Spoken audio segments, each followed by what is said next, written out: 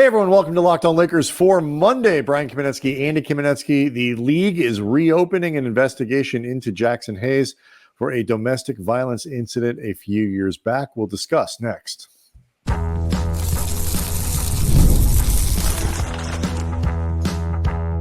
You are Locked On Lakers, your daily Los Angeles Lakers podcast, part of the Locked On Podcast Network, your team every day. Thanks to everybody for making Locked On Lakers your first listen of every day, Monday through Friday. No matter how or where you get your podcasts, this one's always free. It's never going to be behind a paywall. And Locked On Lakers on YouTube is where darn near 26,000 subscribers. Help us get over that edge. Push us past 26,000. Are all hanging out, wondering how the Lakers are going to finish out their road trip, looking at different questions around the bench and how things are shaking out. And Andy, obviously, also the news from Sunday that the league is investigating, reinvestigating, really, Jaxson Hayes based on the domestic violence episode that was in 2021, I believe. Yes. A video surfaced that was published over the weekend that has caused the NBA to reopen that investigation. So we'll get into that in just a second. Do want to let people know that today's episode is brought to you by FanDuel. You can start the season big with a big return on FanDuel, I should say. New customers can place a $5 bet. You get started with a $100 and $150 in bonus bets. If you win that first $5 bet, visit FanDuel.com to get started. So Sunday, the news breaks that the league is reopening, or opening a new investigation into Jaxson Hayes. The league looked into the domestic violence incident that happened between Hayes and his girlfriend. This was in 2021. A few things that make this unusual. Andy, I would say that obviously the video surfacing 4 years later, give or take, is an unusual aspect of this. He has been investigated by the league. He has been through the judicial system. Jaxson Hayes has. He was sentenced in 2022 to 3 years of probation, 450 hours community service, and a year of weekly domestic violence classes. So it's not the norm. And also, just so people are aware, part of what he pleaded no contest to involved resisting an officer who, yes, police were called onto the scene, and Hayes got into a physical scuffle with the police, in addition to false imprisonment, which I'm assuming relates back to the domestic violence. Right. The police footage has been out. What's new is the ring cam footage that showed more of what was happening inside the house on that night. The footage is ugly. I don't think there's really any question about that. Yes. I hate stories like this because you hate stories like this, but also too in the context of sports and what we do and like talking about these things.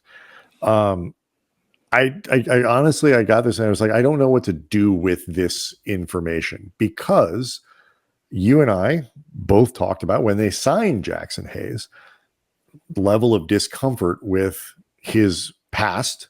It was certainly something that we talked about on the show. There are people who believe that if you are, there's credible evidence, or, you go through the judicial system and it is shown that you are an abuser, somebody who, hits women and all these, whatever it might be, that you don't deserve to play in the NBA again. Doesn't matter what, you go through the, whatever sentence, whatever, debt to society and all that stuff. That does not necessarily mean that the Lakers or any other NBA team have any obligation or that you should be back in the league. I'm probably more sympathetic to that position than the other one that says it's not, a 20 Hayes is still only 24, 25, right? Around that age, yeah. So, something that happened when he was 20, 21, 22 means he can no longer play basketball for the rest of his life. What's the point of the judicial system, of the NBA's discipline system, if people can't go through it and then return? I understand that position as well. So I see news like this, and because it's based on something that already happened and has been through all of these processes, I honestly didn't know what to do with it other than to reiterate, I don't love when these guys are playing, at the very least, for the team that I cover. I mean, my big reaction when I saw this, outside of just watching the video, and it's really unsettling. And were I to guess, there is a lot of alcohol involved. I suspect. Jaxson Hayes' cousin was there, thankfully, to help keep Jaxson away from his then girlfriend, and I think try to calm the matter as much as he could. He was not entirely successful, but I think it's safe to say it could have been considerably worse had his cousin not been there to try to intervene on behalf of. And I will say there's a lot that happened, didn't happen, this and that. I do not have complete information about this to judge on a 1 to 10 scale. It was like what Jaxson Hayes did. I'm not looking bad, and I'm not trying to make it relative to. There's also just a lot about this that I don't know. Right, information that I don't have access to. I'm just letting people know that if you do watch the video that was first released by TMZ, you can find links to it now everywhere. I just want to make sure people are prepared that it is unsettling to watch, particularly if you are somebody who has either been a victim of or been around domestic violence, or you are close to somebody who's been a victim of or around domestic violence, just so you're prepared for that. My big reaction when I saw this news, to be honest, was wondering the function of the league reinvestigating this. And I understand that we live in an age now where video always changes the story. When you can see something, it's different than merely seeing the news about it. And because this video surfaced, it is not surprising that the league is going to take another look at this situation, talk with Jaxson Hayes again, if for no other reason than to make sure that they are doing the right things and doing due diligence. And that may come from a very honest place. I would also imagine that they are going through this to make sure that Hayes did not lie to them during the initial investigation.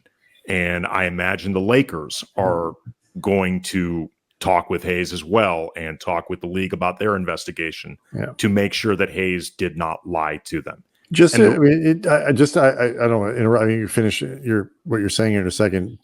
Contextually to what you're saying, when the Lakers signed Jaxson Hayes, Rob Pelinka said the following: I think the most important thing is that we take those things very seriously and do a full vetting process. Jaxson has been very sincere with his apologies around handling that and has moved beyond it to where he's had a year or two in the NBA playing after it, meaning the time he spent with the Pelicans after the domestic violence charge and before he signed with the Lakers. It was something that we felt like he owned, took responsibility for it, and is going to be a better person on the other side of it.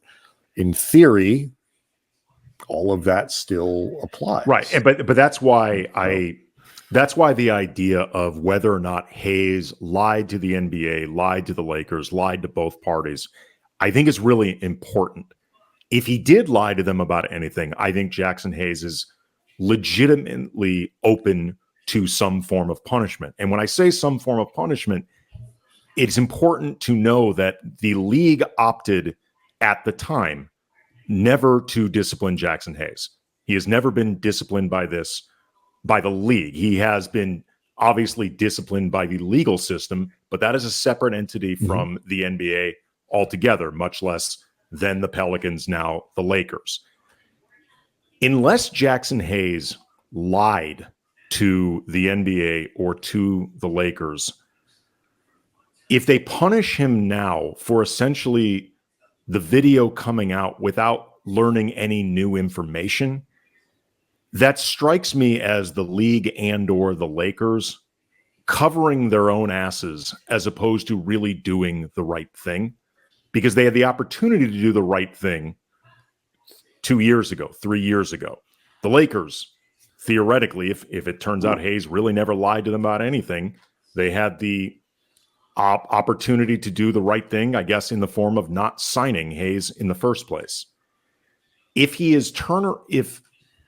if it comes out that, or, through their investigation, they don't really learn anything new, and he is essentially being punished for the video coming out, it reminds me a lot of the situation with the NFL and Ray Rice, maybe 10 years ago or so, 8 years ago, where that truly horrific video came out of Ray Rice, very, very intoxicated, hitting his then fiance, now wife, knocking her unconscious in an elevator. I mean, it's truly ugly stuff. And the league did an investigation of it, gave him at what felt like at the time an extremely light sentence. It was something like a 1 or 2 game suspension. And the league really patted themselves on the back about the way that they handled this publicly. Then the video came out and Rice got more games added to his suspension. And to be honest, not that I have sympathy for Ray Rice in that situation because he put himself in it, but that was not fair to him. Right. There was no new information that came from that. And the reason I bring up all this is not because I'm looking out for Jaxson Hayes. That's not my point. Jaxson Hayes got himself in this situation. He should deal with whatever ramifications. I just don't like when these type of entities, at least potentially, do these sort of, for lack of a better way of putting it, cleanups that are really about just looking out for themselves as opposed to doing the right thing, much less looking out for the victim that they did not look out for the first time when they had the opportunity. All right. So maybe a couple more things on this after the break, and then we'll get back to, the Lakers in Detroit tonight, another game that they really, really need to win, and some questions about who should be coming off the bench and when. So all that coming up next.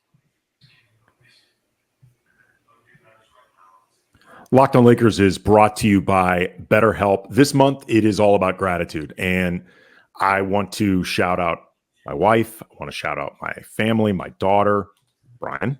But there's also people we sometimes don't thank enough ourselves. And it's sometimes difficult to remind ourselves that we are trying our best to make sense of everything. And in this world that is crazy and not getting saner anytime soon, that is not always easy. So reminding everybody, thank the people in your life regularly, including yourself. And sometimes it requires help to reach the point where you can do that.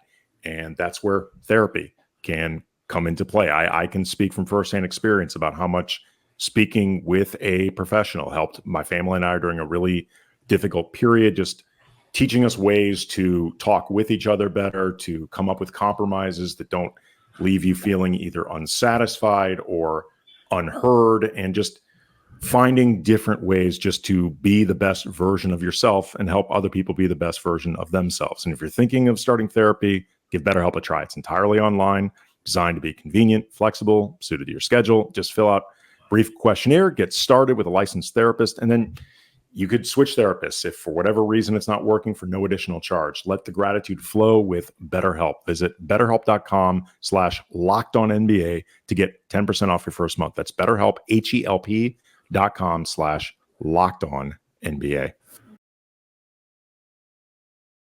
Quick reminder, LockedOnDaily.com is where you can go to sign up for the new Locked On Lakers newsletter.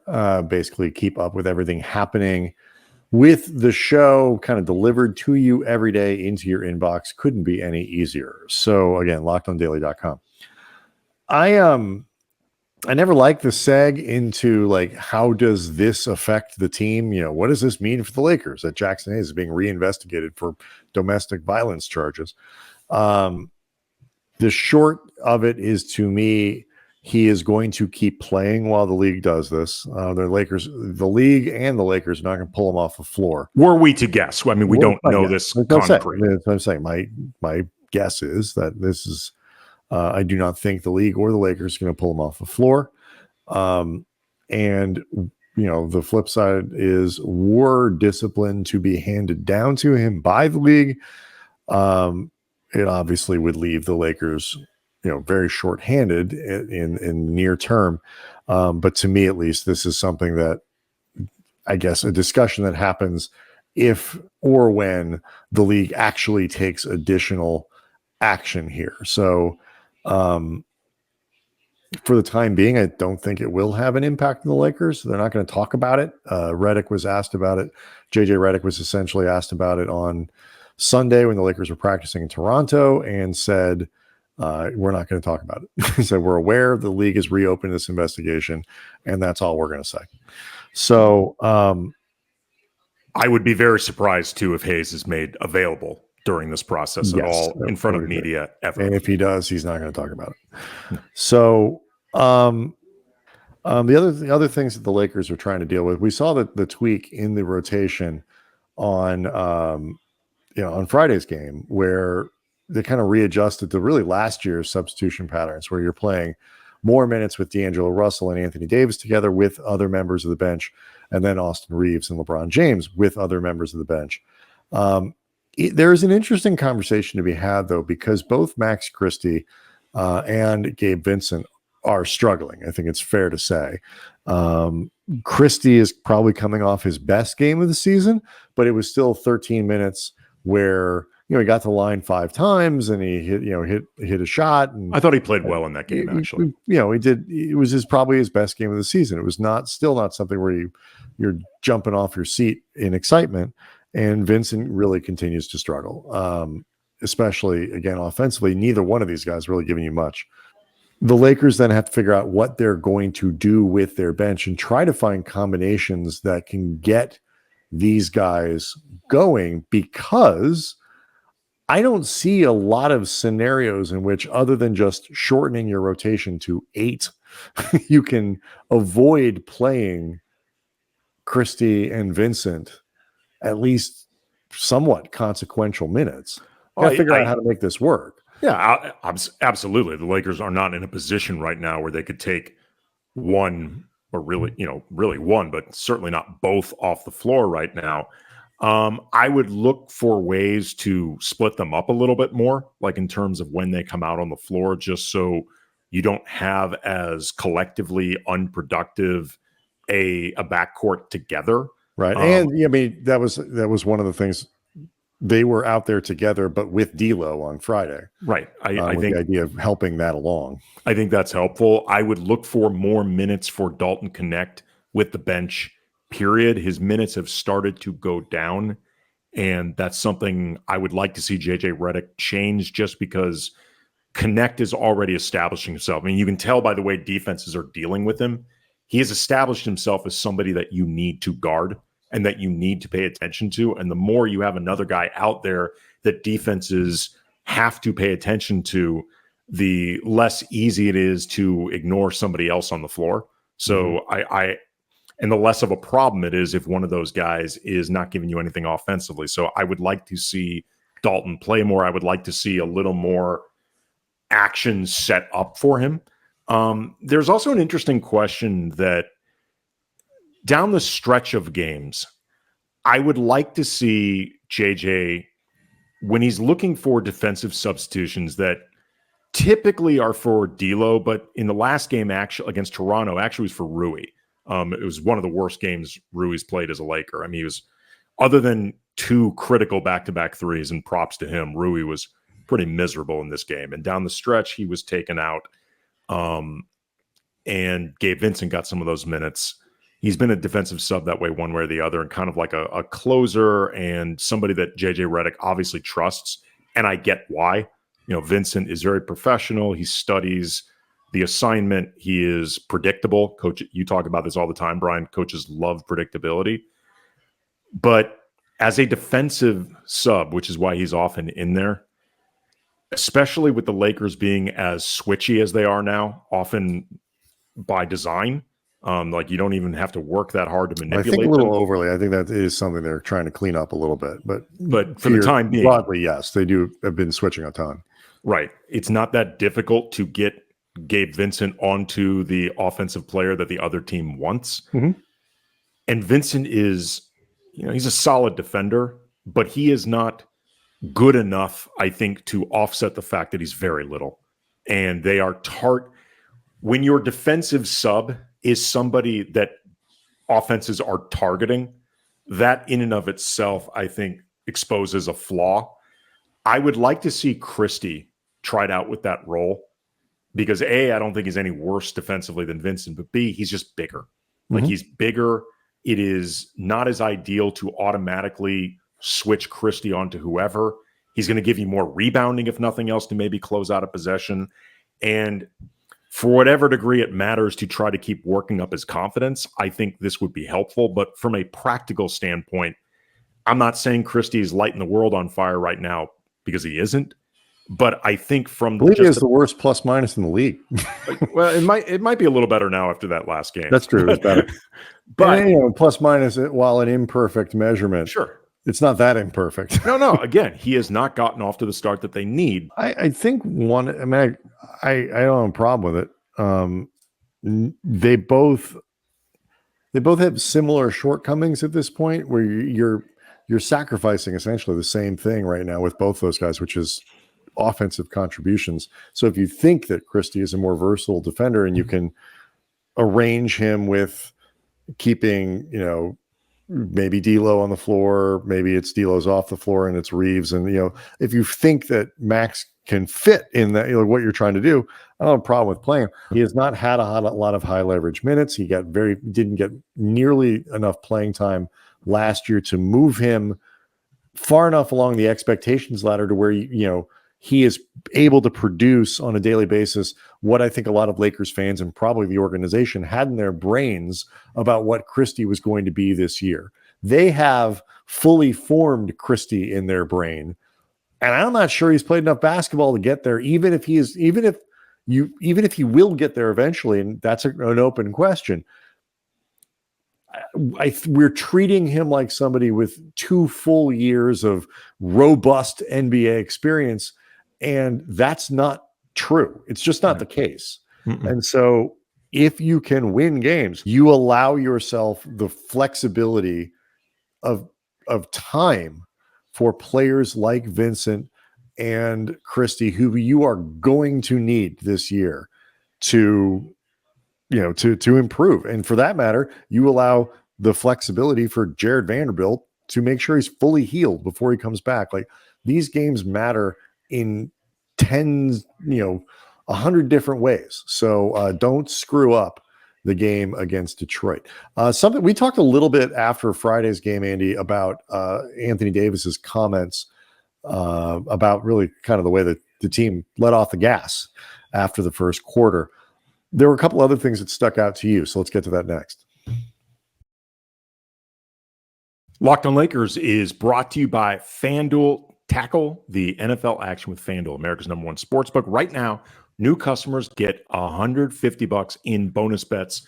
Just betting $5 if you win with that Abe Lincoln. The FanDuel Sportsbook app gives you everything That's you one need. Deshaun Stevenson neck tattoo. It still is one of the all-time great tats, neck or otherwise, ever. And his explanation for getting that neck tat was basically, it's Abe Lincoln. It's an Abe Lincoln $5 bill on my neck. Yeah, it was awesome. He was a really colorful character in the NBA. The FanDuel Sportsbook app gives you everything you need to place live bets on the NFL. He's also a champion, by the way, Deshaun Stevenson with the Dallas Mavericks, all in one place. So say you're watching a football game and it just feels like you are anticipating everything before it happens, but you just want to confirm your hunches. You can check out the latest stats, view live play-by-play, and so much more on the same page where you place your bet. Visit FanDuel.com to join today. Again, you'll get started with $150 in bonus bets if you win your first $5 bet. That's FanDuel.com. Never waste a hunch. Make every moment more with FanDuel, an official sportsbook partner of the NFL.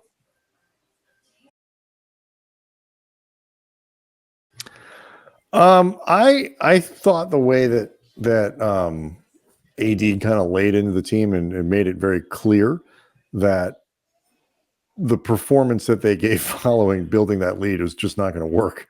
It was he called it unacceptable, and basically said, if you're going to be a team that thinks of itself as a contending team, especially in the Western Conference, these sorts of things can't happen. I contrasted that with the way that JJ Redick talked about it, and liked that balance, but there were a couple other things that stuck out to you. First, I'll just let people hear the exact quote if they didn't hear it in the moment. Unacceptable yeah, we won and we'll take the win for sure because it's hard to win in this league, especially on the road. But we are a long way from where we want to be. Having a big lead like that, giving them 31 points in the second quarter, 38 in the third. If we're going to do anything, have any goals and aspirations to do anything this season, we can't allow that on the defensive end. We were able to get the win off talent, but we wasn't able to do what we wanted on the defensive end.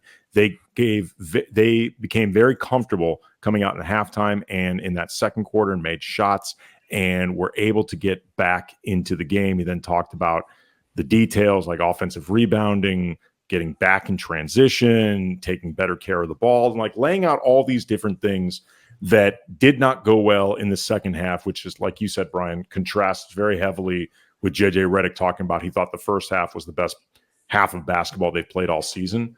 Redick, by the way, it should be noted, he didn't condone the loss of the lead, but he didn't lay into the team in ways that coaches sometimes will, lack of effort, this, that, whatever. He basically kind of was like, okay, we need to be better, but I'm not going to freak out about this.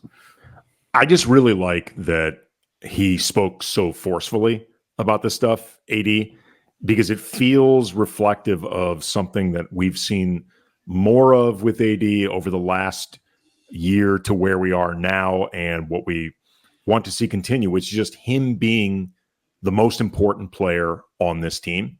And part of being the most important player, and I think really the last piece of it for AD, is the way he's an outward leader. Mm-hmm. And I don't think his voice is ever going to matter more than LeBron's, because LeBron is LeBron. And LeBron is one of the best leaders. I mean, beyond being one of the best players of his or any generation, he's one of the best leaders. I mean, he's been renowned for his leadership basically since about like his second or third year in the league. And he also has truly iconic stature. And I don't expect AD to surpass that.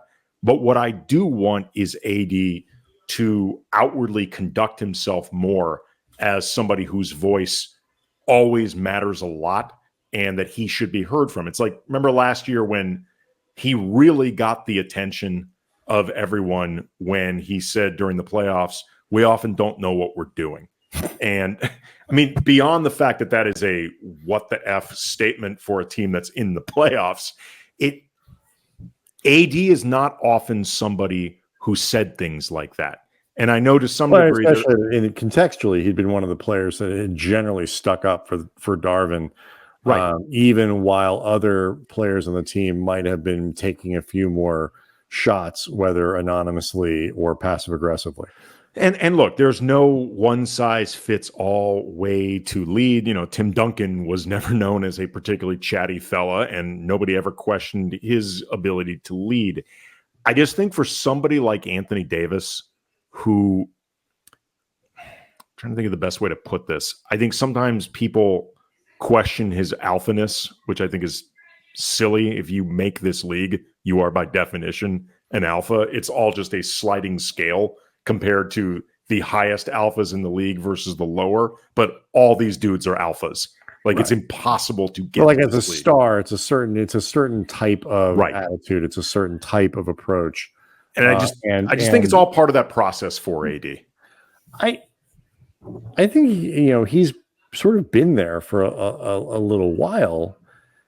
It's just really important because you can't. The Lakers are this year more than last year, even, I think, when they talked about it a lot and just didn't quite happen, maybe because they got off to a slow start, whatever. They're continuing to tilt the on-court product more towards AD. The offense is geared around Anthony Davis. Well, this is all by design, and they talked about it in training camp. They talked about how they want to empower Anthony Davis to do whatever he wants, including being the MVP, whatever it might be. And when you have a nearly 40-year-old LeBron James, he's still going to be carrying an enormous burden every night, but you don't want him being the guy upon which your entire game plan is centered. So it makes much more sense to do that with AD. It's nice when that responsibility on the floor is accompanied by the same level of voice and leadership off of it. Guys will often talk about how it doesn't matter who you are or what your stature is on the team. When you're injured, it's really difficult to make your voice valuable because you're not out on the floor. You're not at practice. You are not present in the way. And I think this is true of that too. If you're going to be the number one on a team, if you're going to be the guy at the center of everything, that doesn't mean you always are the one who has to call people out in front of the media, but your voice needs to be a large one, ideally in both places, as a voice of the team publicly, but certainly inside the walls of the organization. Yeah, and I want to make something clear just in case I didn't phrase it as clear as I needed to be. I am not saying that anybody inside those walls question AD's alphaness or question his leadership, anything like that. I'm talking more about the perception and the way AD often gets talked about, which whether he will admit it or not, I think in a lot of ways he passive aggressively admits it. It bothers him. Mm-hmm. And I think this is part of the process of hearing less stuff that bothers him. And I want that for him because I don't think he deserves it. It is...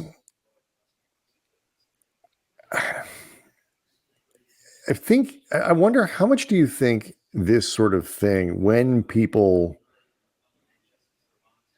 consider voting for Anthony Davis, whether or not he should be Defensive Player of the Year, whether he should be first team All NBA, whether he should be the MVP conversation. Obviously, a lot of it has to do with just what's the Lakers' record, of course, and hopefully that's going to be better this year, and that will help him get into some of these conversations. But how much do you think something like this, quick before we go, this is the type of thing too that I think actually could have an impact if the Lakers are, third, fourth, fifth in the conference, kind of exceeding expectations. JJ Redick looks really good. They're a nice story. I think, and look, Anthony Davis is really showing leadership. Like this sort of thing, aesthetically at least, could help him get back and get the kind of the recognition that he's not been getting, which has been ticking him off. Yeah, so, absolutely. It could be sort of a benefit for him in that way. Look, you are always going to get more consideration for your play if you seem like an, again, finger quotes, alpha doing it. Whether you think it's stupid or not, I'm just telling you, you and I have covered this league long enough. We know how this stuff works. This is one of the ways it works. Locked On Lakers on YouTube is where you can go hang out with over 25,000, darn near 26,000 subscribers to the channel. Leave us questions, leave us comments, whether about the rotation, about the Jaxson Hayes situation, whatever it might be. Please do go to lockedondaily.com and register to get the Locked On Lakers newsletter in your inbox. We will see everybody after tonight's game.